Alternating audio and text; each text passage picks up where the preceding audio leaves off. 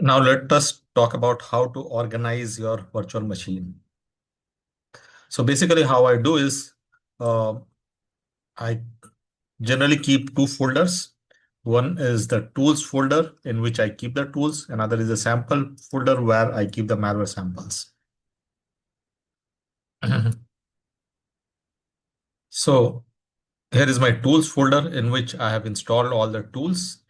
Uh, and here is a sample folders where I can keep the samples.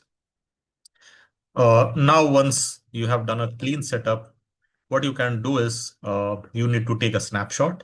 The best way to take the snapshot is pause the virtual machine and take a snapshot so that it consumes less amount of space.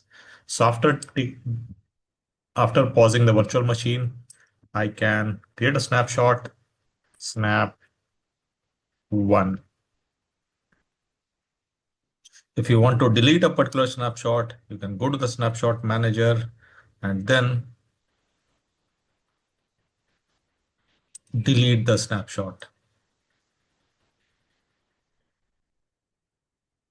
And you can also restore back the snapshot. You can go to snapshot, revert back to this snapshot, and then you can start and you are back at the snapshot.